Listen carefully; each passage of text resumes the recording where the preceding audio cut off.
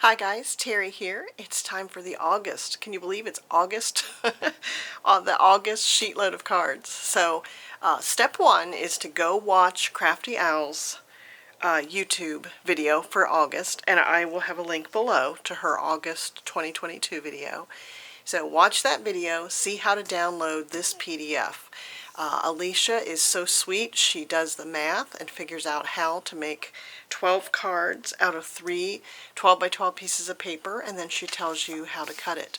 So on the first of the month she releases the PDF, and then on the second of the month she shows you the process. So love, love, love, love, love this process. So last month I made birthday cards. I'm not sure what I'm going to make this time, but I know that I need to go grab 3 coordinating 12 by 12 pattern papers out of my stash. So I'll be right back. Okay, I decided to grab this out of my stash. This is from Echo Park. It came out in 2015. So I love the prints in this. I love that it has the sewing machines. That's probably what made me grab this. But I have pulled some pattern paper out. I love this floral. I love the floral on this side too, but I want to use the wood grain.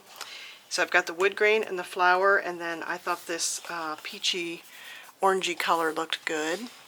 And then I've got my Nina 110-pound cardstock for nice heavy card bases. So I pulled out 6 of those sheets, and I'll cut these in half, and these will be my card bases.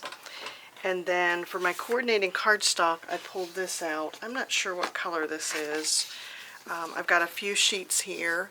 Pattern calls for 2, but I might decide to put a matte below the sentiment here. So I'll have to decide what sentiment I'm going to use, and then I might matte those. So the nice thing about this is you can take your stamp set and lay it on here and see how your stamp set fits, and then adjust it accordingly. And then to matte this, I'll just make it about 1/4 inch bigger on both the width and the length, and then that can be matted. But it just depends on how the colors look after I get the cards made together. So I'll save that sentiment to the end.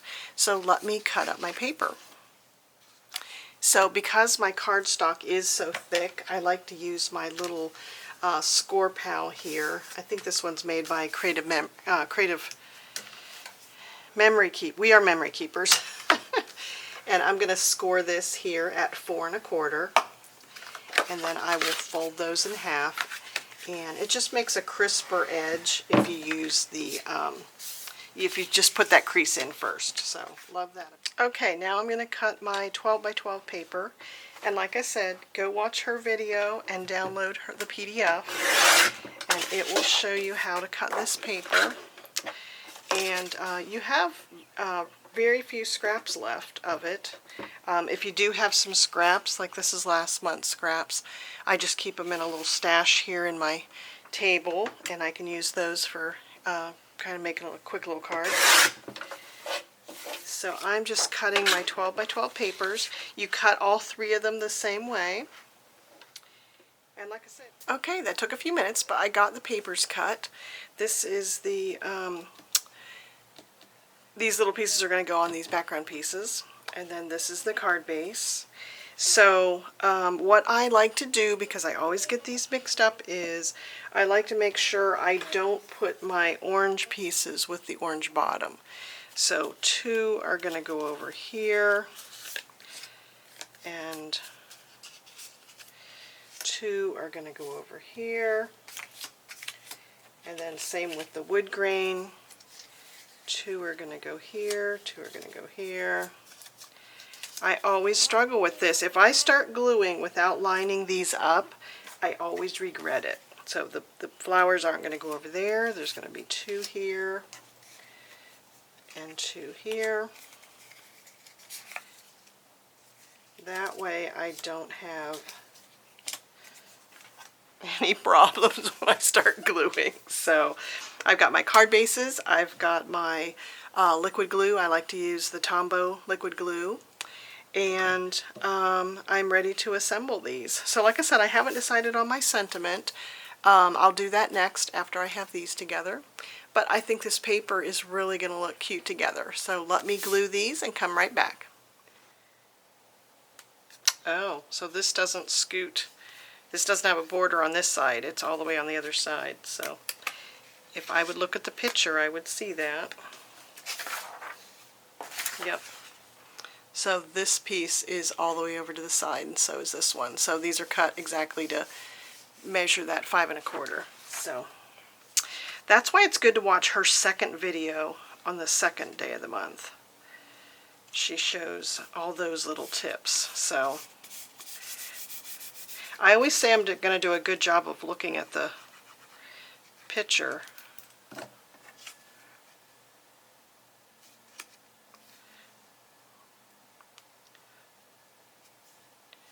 Alright, so that's what it's doing. There's a piece in the middle, so I can't even look at the picture and get that part. But look how cute those are going to look. Just picking 3 coordinating pieces of paper. And it can go this direction or it can go this direction. So, and you can do anything to make the card your own. So depending on the sentiment, maybe I'll have the sentiment up here and this down lower. But yeah, make the card your own. It's just, you know, it's so cute to use the pattern paper, and it's going to look great no matter how that is. So okay, I pulled out a couple of stamp sets that I recently purchased.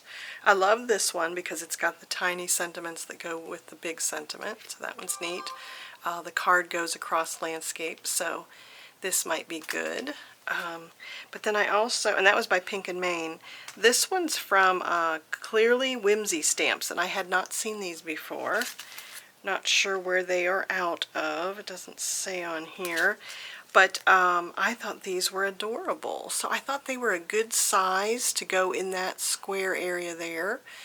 So I think what I'll do is decide which one. They're all so cute. Laugh Out Loud, Forever Friend, Too Sweet, Celebrate Today, You're Awesome. So how about that one, the You're Awesome one? So I think I might do that one, and then I think what I'll do is measure what size I need to make this. And then I like to use the VersaFine Black Onyx ink. This just gives such a good crisp image, so I love to use the VersaFine. And then of course I like to use my Misty instead of a stamping block, because if I do miss any of that, I mean these stamps are pretty solid, if I do miss any I can re-ink it and stamp it again. So love that. And then I clean my stamps off with my stamp chamois. So let me make these sentiments and then we'll be ready to assemble the cards. They came together really quickly. It's the first time I use this stamp, so I'm going to stamp it again just to get a really crisp image. Made sure I had that paper back down in that corner. Oh, turned out great. Love that. That's going to be cute. So I'll have to decide if I'm going to mat that or not. Wash off my stamps here. Like I said, I didn't attach this yet until I knew where I was going to put the sentiment. So this could go right down in here. It could go in the middle here. I kind of like that. And then I think I want to mat it. I think I want to add a little something to it and mat that in the that orange red also. So let me cut those. What I did was I measured my stamp, and then I knew that this was 2 1/4 by 1 1/4. So what I'll do is I'll add a 1/4 inch to that to make the matting for it. So let me cut those, and then we will be ready to glue them together. So let's see. Oh yeah, that's going to really add. That'll really add to it there. So see the difference? I mean, the white is okay on there. It just doesn't do anything. So I think adding that layer just adds a little something. I might even use pop dots to pop it up too. So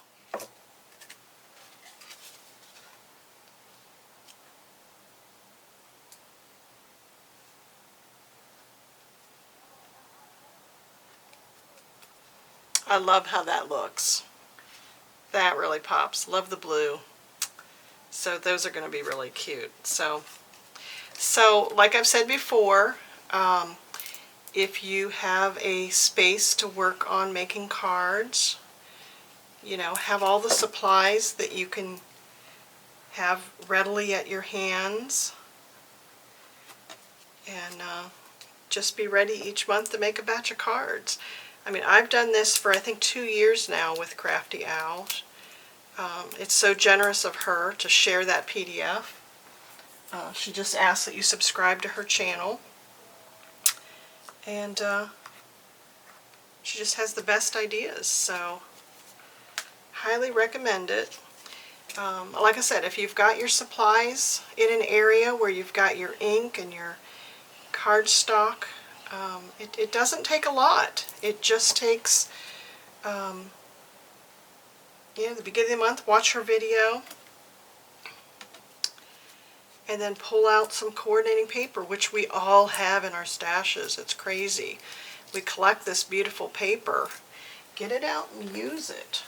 I mean, like the pack that I used today, I still have a bunch of papers in there that I can use for my scrapbooking. So it just takes a few sheets, and sometimes it's hard to decide which sheets because the paper's all so beautiful.